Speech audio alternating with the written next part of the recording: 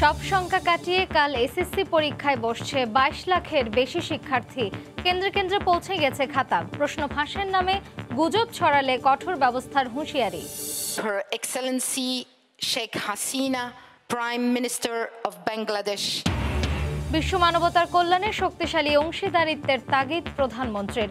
ইউনেস্কোর প্রতিষ্ঠাবার্ষিকীতে প্রযুক্তি নির্ভর শিক্ষা ব্যবস্থা গড়ে তোলার আহ্বান। বিকেলে আবারও হাসপাতালে নেওয়া হচ্ছে বিএনপি চেয়ারপারসন বেগম খালেদা জিয়াকে।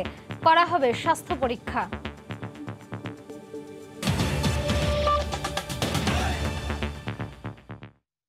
সময় সংবাদের সঙ্গে আছি আমি মার্জিয়া শ্রেয়া।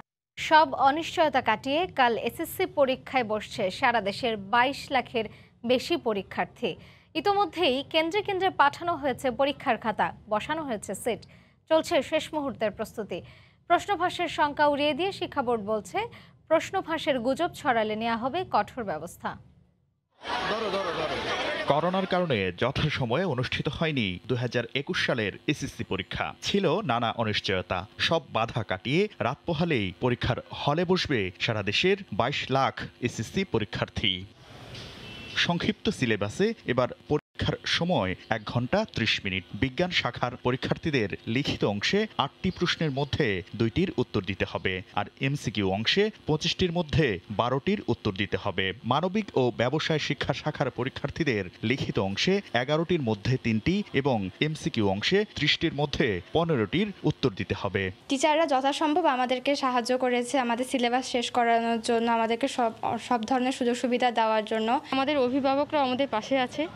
আমাদের একটু ভয়ও লাগছে এবং আশা করি পরীক্ষার ফলাফল ভালো হবে।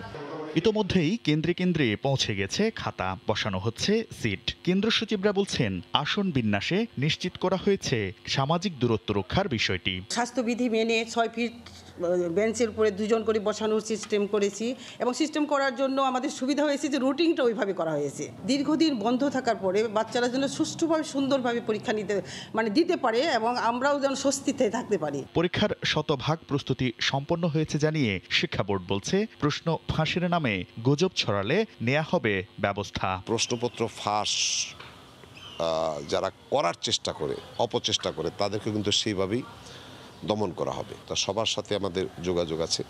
আমরা আশা করি সার্বিক পরিস্থিতি বিবেচনায় আমরা একটা সুন্দর পরীক্ষা নিতে পারব। কোনো পরীক্ষার্থীর মধ্যে করোনার লক্ষণ দেখা গেলে আলাদাভাবে পরীক্ষা নেওয়ার জন্য প্রতি কেন্দ্রে থাকবে আইসোলেশন সেন্টার। শাকির আহমেদ, সময় সংবাদ, ঢাকা। বিশ্ব মানবতার কল্যাণে শক্তিশালী অংশীদারিত্বের তাগিদ দিয়ে প্রধানমন্ত্রী শেখ হাসিনা বলেছেন, কোভিড বাস্তবতায় শিক্ষা ব্যবস্থায় প্রত্যেক শিক্ষার্থীর জন্য ডিজিটাল ডিভাইস নিশ্চিত করতে হবে বিশ্ব নেতাদের। প্যারিসে স্থানীয় সময় শুক্রবার বিকেলে ইউনেস্কোর ৭৫তম প্রতিষ্ঠাবার্ষিকীর অনুষ্ঠানে এ কথা বলেন তিনি। এর আগে প্যারিস পিস ফোরামের একটি উচ্চ পর্যায়ের বৈঠকে শেখ হাসিনা বলেন, উৎপাদনের সক্ষম উন্নয়নশীল দেশগুলোর কাছে টিকা প্রযুক্তি উন্মুক্ত করা হলে বৈষম্য দূর করার পথ তৈরি হবে। দেবাশিস রায়ের রিপোর্ট। বিশ্ব মানবতার কল্যাণে শক্তিশালী অংশীদারিত্বের তাগিদ দিয়ে প্রধানমন্ত্রী শেখ হাসিনা বলেছেন, কোভিড বাস্তবতায় শিক্ষা ব্যবস্থায় প্রত্যেক শিক্ষার্থীর জন্য ডিজিটাল ডিভাইস নিশ্চিত করতে হবে বিশ্ব নেতাদের। প্যারিসে স্থানীয় সময় শুক্রবার বিকেলে ইউনেস্কোর ৭৫তম প্রতিষ্ঠাবার্ষিকীর অনুষ্ঠানে এ কথা বলেন তিনি। এর আগে প্যারিস পিস ফোরামের একটি উচ্চ পর্যায়ের বৈঠকে শেখ হাসিনা বলেন, উৎপাদনের সক্ষম উন্নয়নশীল দেশগুলোর কাছে টিকা প্রযুক্তি উন্মুক্ত করা হলে বৈষম্য দূর করার পথ তৈরি হবে। দেবাশিস রায়ের রিপোর্ট। বিশ্বের শিক্ষা, বিজ্ঞান ও সংস্কৃতির বিকাশ, লালন এবং সুরক্ষায় কাজ করা জাতিসংঘের বিশেষায়িত সংস্থা ইউনেস্কো পা রাখল প্রতিষ্ঠার ৭৫ বছরে। ঐতিহাসিক এই ক্ষণকে স্মরণীয় করে রাখতে সংস্থাটির পক্ষ থেকে আয়োজন করা হয় প্রতিষ্ঠাবার্ষিকীর বিশেষ অনুষ্ঠান। Her Excellency Sheikh Hasina, Prime Minister of Bangladesh. শুক্রবার ইউনেস্কো সদর দপ্তরের এই অনুষ্ঠানে সংস্থাটির মহাসচিব আদ্রে আজুলের আমন্ত্রণে ফ্রান্সের প্রেসিডেন্ট ইমানুয়েল ম্যাক্রো সহ উপস্থিত ছিলেন পুরো বিশ্বের অন্তত ২০ জন সরকার ও রাষ্ট্রপ্রধান। এ সময় শেখ হাসিনা বলেন, বৈশ্বিক শান্তি বজায় রাখতে একটি কার্যকর প্ল্যাটফর্মের নাম UNESCO. The pandemic has severely disrupted our education system. For recovery, we need a global plan to prioritize learning by investing in digital tools and services, access to internet, digital contents, and especially building of teachers. Covid পরবর্তী সময়ে শিক্ষা, vaccine প্রাপ্তি সহ মানবতার কল্যাণে তিনি বিশ্ব নেতৃবৃন্দকে এক হয়ে কাজ করার আহ্বান জানান। Let us seize the moment to forge strong partnership for common good of our global humanity. এর আগে শুক্রবার সকালে ফ্রান্সের থিঙ্ক ট্যাঙ্ক সংস্থা প্যারিস পিস ফোরাম বা পিপিএফ স্বল্প আয়ের উন্নয়ন সহযোগিতার প্ল্যাটফর্ম সাউথ সাউথ কোঅপারেশনের এই বৈঠকে যোগ দেন সরকার প্রধান। প্যানেল আলোচনায় প্রধানমন্ত্রী বলেন, ভ্যাকসিন উৎপাদনের প্রযুক্তি পেলে বাংলাদেশের মতো দেশগুলোও মহামারী নিরাময়ে অবদান রাখতে পারে। The huge gap in access to vaccines and treatments is only too telling. A number of developing countries like Bangladesh have the capacity to ensure vaccine quality. We need support with technical know-how or TRIPS waiver to go into large-scale vaccine production for sharing vaccines with the rest of the world. বিশ্বের বিভিন্ন চ্যালেঞ্জের প্রযুক্তিগত সমাধানের platform হিসেবে কাজ করতে বাংলাদেশে একটি নলেজ সেন্টার স্থাপনে বিশ্ব সম্প্রদায়ের সমর্থন প্রত্যাশা করেন প্রধানমন্ত্রী। দেবাশিস রায়, সময় সংবাদ। প্রধানমন্ত্রী শেখ হাসিনার ফ্রান্স সফরের সবশেষ খবর জানাতে এই মুহূর্তে প্যারিসে আছেন সহকর্মী লুৎফর রহমান বাবু। বিস্তারিত জানতে সরাসরি চলে যাচ্ছি তার কাছে। বাবু,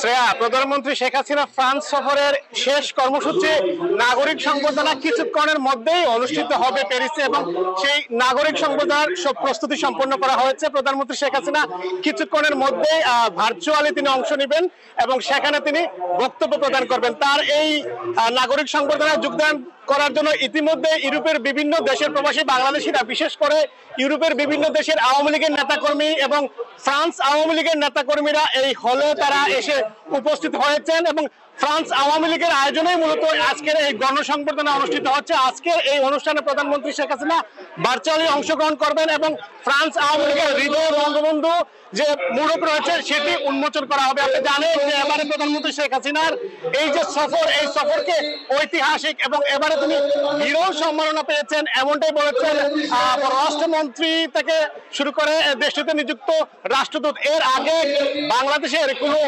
রাষ্ট্রপ্রধান এবং সরকার প্রধানকে এত সম্মাননা ফ্রান্সের থেকে আসলে প্রদান করা হয়নি। প্রধানমন্ত্রী শেখ হাসিনাকে যে সম্মান দেওয়া হয়েছে সেটি একটি বিরল বিষয় বলে তারা মনে করছেন। একই সাথে দেশটির রাষ্ট্রপ্রধান ও সরকার প্রধানের সাথে বেশ কয়েকটি দ্বিপক্ষীয় বৈঠকে অংশগ্রহণ করেন প্রধানমন্ত্রী শেখ হাসিনা। তো ফ্রান্সের প্যারিস থেকে প্রধানমন্ত্রী শেখ হাসিনার সফর নিয়ে এই ছিল এখন পর্যন্ত আমার কাছে সর্বশেষ। প্রধানমন্ত্রীর প্যারিস সফরের সর্বশেষ খবর জানাচ্ছিলেন সহকর্মী লুৎফর রহমান বাবু। বিএনপি চেয়ারপারসন বেগম খালেদা জিয়াকে বিকেলে আবারও রাজধানীর এভারকেয়ার হাসপাতালে নেওয়া হচ্ছে। স্বাস্থ্য পরীক্ষা ও নিয়মিত চিকিৎসার অংশ হিসেবে তাকে হাসপাতালে নেওয়া হবে। এর আগে ২৭ দিন বিএনপি চেয়ারপারসন এভারকেয়ার হাসপাতালে চিকিৎসা নেন। এ সময় তার বায়োপসি করা হয়। গত ১২ই অক্টোবর বেগম জিয়ার জ্বর অনুভূত হলে তাকে এভারকেয়ারে ভর্তি করা হয়। এরপর ২৫ অক্টোবর অস্ত্রোপচার করা হয় এবং ৭ নভেম্বর গুলশানের বাসা ফিরোজায় ফেরেন বেগম জিয়া। এর আগে করোনার চিকিৎসার জন্য ৫৪ দিন হাসপাতালে থাকার পর ১৯ জুন বাসায় ফেরেন বিএনপি চেয়ারপারসন।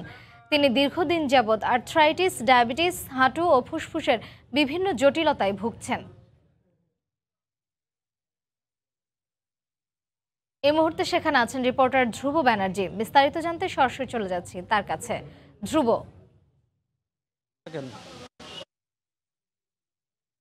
আজকে সকাল থেকে কিন্তু গুড়ি গুড়ি বৃষ্টি পড়ছে। এই গুড়ি গুড়ি বৃষ্টির মাঝেই বেগম খালেদা জিয়াকে এভারকেয়ার হসপিটালে নিয়ে যাওয়া হবে এমন তথ্যের খবরেই আমরা এখানে এসেছি। বেগম খালেদা জিয়াকে তার কিছু বিশেষ জরুরি কিছু পরীক্ষা নিরীক্ষার জন্য রাজধানীর এভারকেয়ার হসপিটালে নেওয়া হবে।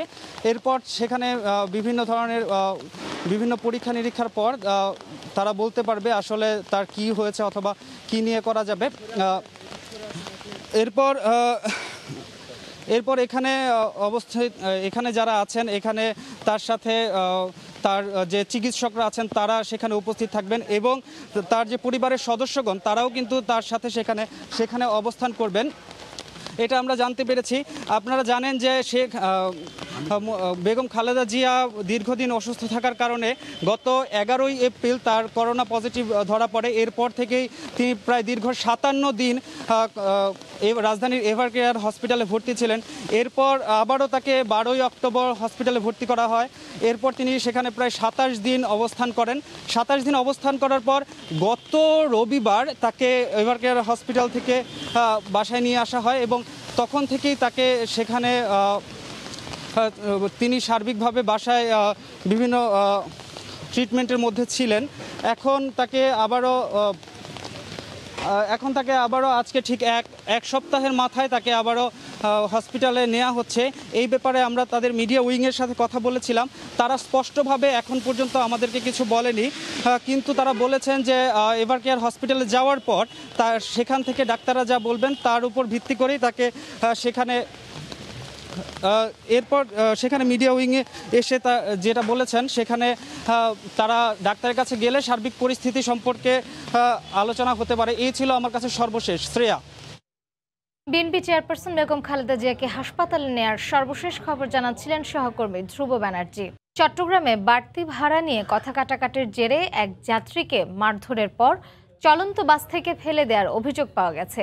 এ ঘটনায় আটক করা হয়েছে বাসের চালক ও হেলপারকে। পুলিশ জানায় নগরের 16 শহর 2 নম্বর গেট থেকে ইস্পাহানের মোড়ে আসার পথে যাত্রী হামিদের সাথে বাড়তি ভাড়া আদায় নিয়ে কথা কাটাকাটি হয় হেলপারের। এরই জেরে হামিদকে বাস থেকে ফেলে দেয় হেলপার আশরাফ।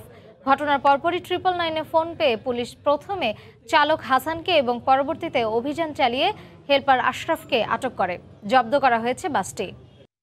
ষষ্ঠ চালানে দেশে আসলো মেট্রো রেলের 4টি কোচ ও ইঞ্জিন। শুক্রবার সন্ধ্যায় মোংলা বন্দরের 9 নম্বর জেটিতে এসব মালামাল নিয়ে নোঙর করে জাহাজ এমভি ব্রাইট কোরাল। এ চালানে মেট্রো রেলের 4টি কোচ ও 2টি ইঞ্জিন সহ 28 প্যাকেজে মেশিনারি পণ্য রয়েছে। শনিবার এসব মালামাল খালাস শেষ হয়। এরপর নদীপথে সেগুলো রাজধানীর দিয়াবাড়িতে মেট্রো রেলের ডিপোতে পাঠানো হবে। সেখানে পরীক্ষা নিরীক্ষা শেষে তা সংযুক্ত করা হবে নির্মাণাধীন মেট্রো রেল প্রকল্পে। এ পর্যায়ে শিশু সংবাদ জানিয়ে দিচ্ছি আরও একবার। সব সংখ্যা কাটিয়ে কাল এসএসসি পরীক্ষায় বসছে 22 লাখের বেশি শিক্ষার্থী। কেন্দ্রে কেন্দ্রে পৌঁছে গেছে খাতা। প্রশ্নফাঁসের নামে গুজব ছড়ালে কঠোর ব্যবস্থার হুঁশিয়ারি। Her Excellency Sheikh Hasina, Prime Minister of Bangladesh. বিশ্ব মানবতার কল্যাণে শক্তিশালী অংশীদারিত্বের তাগিদ প্রধানমন্ত্রীর। ইউনেস্কোর প্রতিষ্ঠাবার্ষিকীতে প্রযুক্তি নির্ভর শিক্ষা ব্যবস্থা গড়ে তোলার আহ্বান। এবং কিছুক্ষণ পরই আবারও হাসপাতালে নেওয়া হচ্ছে বিএনপি চেয়ারপারসন বেগম খালেদা জিয়াকে। করা হবে স্বাস্থ্য পরীক্ষা। এই ছিল এখনকার মতো। সঙ্গে থাকুন সময়।